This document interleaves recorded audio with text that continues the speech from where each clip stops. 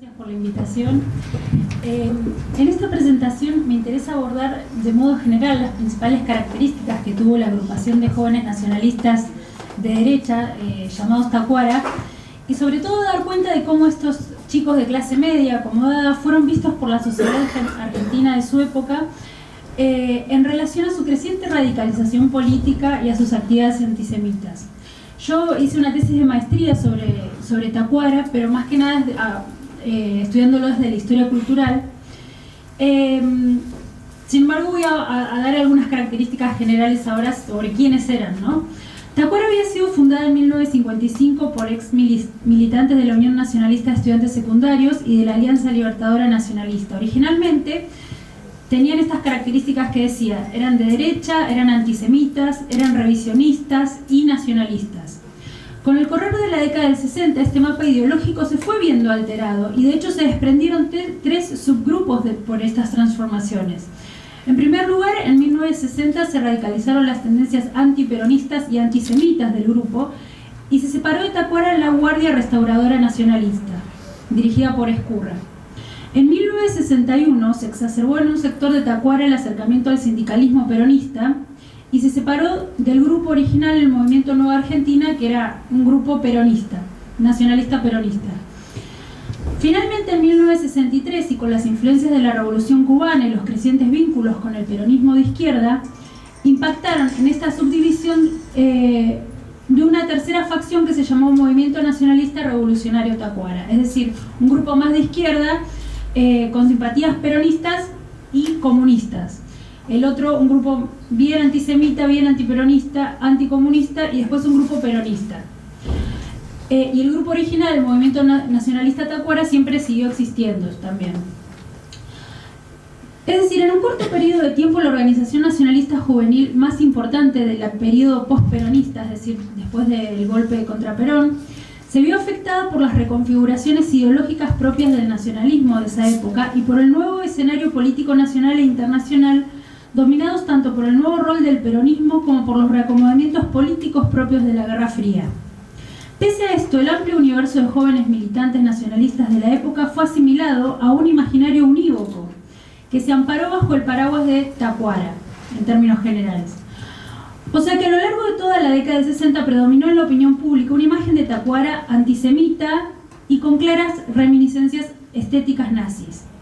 La estética de los jóvenes tacuaristas se caracterizaba tanto por exaltar los valores de la virilidad y del heroísmo, como también por denigrar a sus opuestos políticos desde las representaciones monstruosas o afeminadas, que en el caso de Tacuara sobre todo apelaban a la iconografía típica con la que se había representado a los judíos, sobre todo en la Europa de la guerra y de la posguerra, de la primera posguerra, con nariz ganchuda, espalda encorvada, etc. Pero esta tradición iconográfica también llegó a extenderse a la prensa nacionalista más intelectual de la década del 60, por ejemplo al semanario Azul y Blanco, y fue usada para representar a los enemigos políticos, como por ejemplo al presidente Frondizi o al almirante Rojas. En números donde se criticaba sus acciones de gobierno, se los representaba con caricaturas de estas características. Pero lo interesante de esto es que a pesar de esta caracterización tan extrema, que si bien en algunas facciones de Tacuara tuvo un trágico y penoso asidero real, como decía, no es generalizable a toda la juventud nacionalista a lo largo de la época. El hecho mismo de pensar a los Tacuara como nazis recibió distintas valoraciones en la opinión pública. Lo que quiero decir es que no todas las facciones de Tacuara fueron antisemitas, ni detentaron una estética fascista, pero siempre fueron representadas así. Eso por un lado. Pero por otro, y esto es lo que me resulta particularmente llamativo y descriptivo de la sociedad argentina de los 60, es que no siempre fue mal vista la existencia de una agrupación juvenil relativamente importante con una ideología antisemita y profascista. Efectivamente, la prensa gráfica representaba a los jóvenes Tacuara en primer lugar como una juventud que se estaba iniciando en la vida política postperonista, a partir de ideales que algunos consideraban medianamente respetables, como por ejemplo el ejercicio de la defensa de los valores católicos en los debates por la creación de universidades privadas, conocidos como laico libre, o la defensa de una idea de nación, de la soberanía nacional. En este sentido, si bien la crónica gráfica local ya había relatado algunos atentados contra personas e instituciones judías, sobre todo a partir de la captura de Eichmann, hecho que desató una ola de atentados antisemitas muy importante, esto no parecía tener mayor relevancia en la escena política local, según se cuenta en la prensa gráfica diaria, ¿no? Ni tampoco alteraba la cultura política general argentina, es decir, no era visto como algo disruptivo de la escena política del periodo. Por el contrario, la prensa gráfica internacional ya había demostrado, sí, preocupación no solo por los atentados antisemitas perpetrados por los Tacuara, sino también por la estética con reminiscencias fascistas que caracterizaban a estos grupos. De este modo, revistas como Time y Look advertían con preocupación el uso del saludo romano, el cóndor del escudo de la Guardia Restauradora Nacionalista, uno de los grupos Tacuara, la recuperación de la esvástica en algunos boletines, el uso de uniformes y los campamentos de entrenamiento militar. También la prensa local de la comunidad judía en Buenos Aires denunció, a contramano de la prensa masiva, los atentados antisemitas de Tacuara. Incluso en mayo del 62, la revista Mundo Israelita entrevistó a líderes de Tacuara y los interpeló directamente acerca de su antisemitismo. Pero frente a la relativa displicencia de la prensa masiva, cuando en 1962 se produce el secuestro de la estudiante judía Graciela Narcisa Sirota, la tendencia a minimizar la gravedad del antisemitismo de Tacuara prevalecía, aun cuando esto generó fuertes reacciones en la DAIA y en el movimiento estudiantil, así como también en otros sectores muy específicos pero de peso de la sociedad. En la sociedad. Es que acá comenzaba a aparecer la idea de que era un enfrentamiento entre facciones políticas, porque se le acusaba a Sirota de ser comunista, y esto no solo le quitaba trascendencia a la noticia, sino que también solapaba el carácter verdaderamente antisemita del hecho. Es decir, ella fue secuestrada y torturada por ser judía, no por ser comunista, por los Tacuara. Sin embargo, esto la prensa no lo mostró así. Esto fue así hasta el enfrentamiento en el Salón de Cerveceros de Rosario, la ciudad de Rosario, en febrero del 64, en una reunión de la CGT local, en la que murieron 3 personas al enfrentarse miembros de Tacuara con militantes comunistas. A partir de ese momento, ahí sí la prensa comenzó a mirar a Tacuara con preocupación, porque ya dejó de ser un grupo de jóvenes exaltados con una estética bizarra y pasó a ser un grupo terrorista.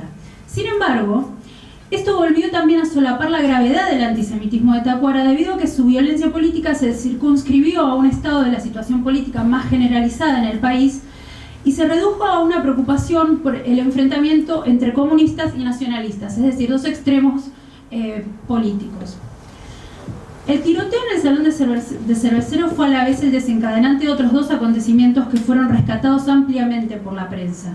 Por un lado, el atentado contra los abogados comunistas Guillermo Quejoe y Adolfo Trumper, miembros de la Liga Argentina por los Derechos Humanos, cometido por un familiar de los militantes tacuaristas muertos en el Salón de Cerveceros, y por otro el asesinato de Raúl Alterman, quien según las suposiciones de los tacuaristas era comunista. Los ribetes novelescos de estas vendetas desencadenadas a partir de lo ocurrido en Rosario despiertan con más intensidad el interés por el caso Tacuara y su ficcionalización. Esta renovada atención mediática no hacía más que acrecentar el misterio que rodeaba a los jóvenes nacionalistas. Y en este contexto, el relato sensacionalista de ya por sí novelesco acontecimiento volvía a focalizar la atención del público en los jóvenes tacuaristas. La necesidad de tipificar exhaustivamente a los integrantes de Tacuara se hacía cada vez más imperiosa. Según Primera Plana, se trataba de un grupo de muchachos barbilampiños que jugaban a los westerns, que eran ampones contratados, neuróticos de guerra, adolescentes intelectualizados que jugaban con la violencia física. En síntesis, las acusaciones denotaban que sus prácticas no eran consideradas relevantes para la sociedad argentina, debido a que sus actividades eran tomadas como una especie de rebeldía adolescente o como expresión minoritaria de una simple oposición coyuntural al comunismo. Sin embargo, si por un lado estas lecturas tendían a minimizar la trascendencia política de Tacuara, por otro señalaban con insistencia el carácter indefectiblemente político de sus prácticas. Pero el 30 de agosto esto vuelve a cambiar. El 30 de agosto del 63 esto vuelve a cambiar, cuando la noticia acerca del cinematográfico asalto al Policlínico Bancario en el barrio de Flores de la capital federal salió en las primeras planas de los diarios. En el hecho fueron robados 14 millones de pesos destinados al pago de salarios, murieron 2 empleados por la ametralladora de uno de los asaltantes y hubo varios heridos. La crueldad manifestada en el ataque fue de una magnitud extraordinaria, según los relatos de la prensa.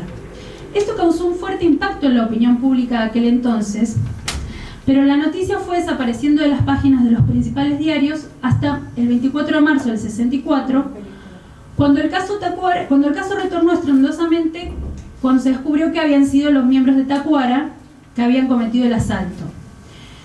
Cuando Tacuara se reveló como el autor del famoso asalto al Policlínico, las primeras notas documentaron cómo, gracias a la intermediación de Interpol y la Policía Federal Argentina, se dio con la pista de 2 jóvenes que estaban gastando este dinero en prostíbulos en París.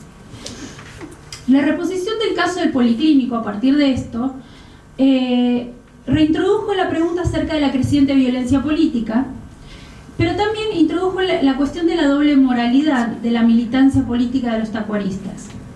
Como relata la Nación, por ejemplo, decía, si bien la organización de los mismos, y varios otros robos cometidos por miembros del movimiento respondía a un móvil político, la gavilla se había transformado en una banda de asaltantes comunes, dado que en muchos casos parte del dinero lo utilizaban en provecho propio. La razón, también decía, la necesidad de los militantes tacuaristas de capitalizarse los lleva a cometer el asalto, y esa acción delictiva se encubre ideológicamente llamándola expropiación con fines revolucionarios. Bueno, y así otros medios ponían en cuestión el fin político, cuando en realidad el dinero se usaba para fines egoístas e individuales.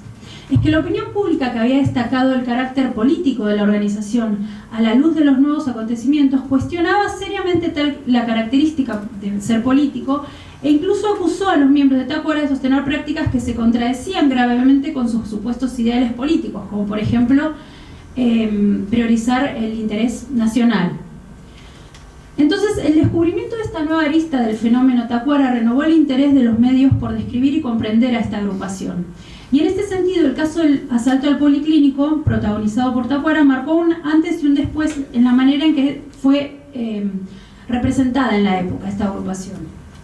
Una agrupación política de jóvenes con ideas exóticas se transformó de la noche a la mañana en una banda criminal, que se amparaba en supuestos ideales políticos, que no dudaba en traicionar frente a la posibilidad de rédito personal.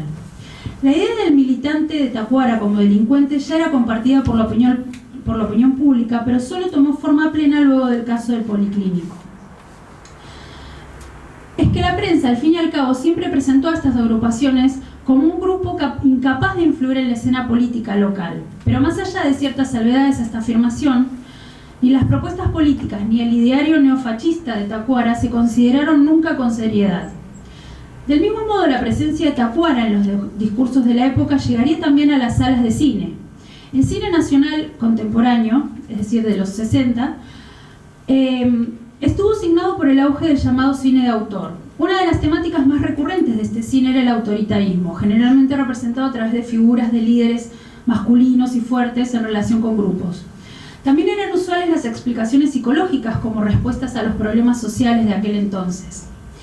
En ese marco, las representaciones de jóvenes católicos nacionalistas, o más directamente de militantes de Tacuara, fueron motivos claramente identificables. E incluso muchas veces fue un tema en sí mismo de la película.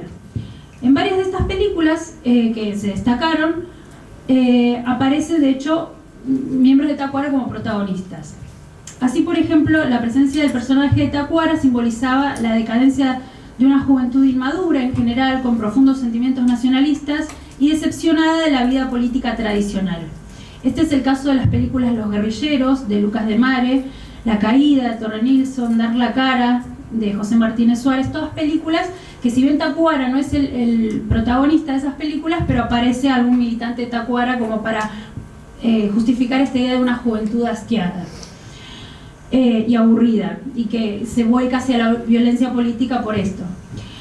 Pero estas alusiones generales a los militantes Tacuara se concretizarían en los films Con gusto a rabia, La terraza y El ojo que espía, en los que se vuelve sobre el tópico de la moralidad débil del militante político y al desplazamiento que experimentan de un interés por lo social hacia un interés egoísta.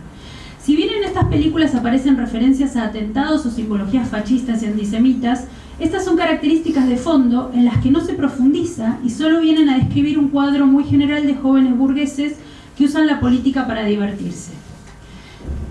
En definitiva, y para concluir, los delitos comunes, como el asalto a la policlínica o los atentados de violencia política, incluso cuando fueron desestimados por quedar circunscriptos a enfrentamientos entre facciones radicalizadas, comunistas nacionalistas, recibieron más atención en la opinión pública argentina de masas que los atentados antisemitas mismos perpetrados por los Tacuara o que la estética protofascista que tanto había llamado la atención en los medios de prensa internacionales, por ejemplo.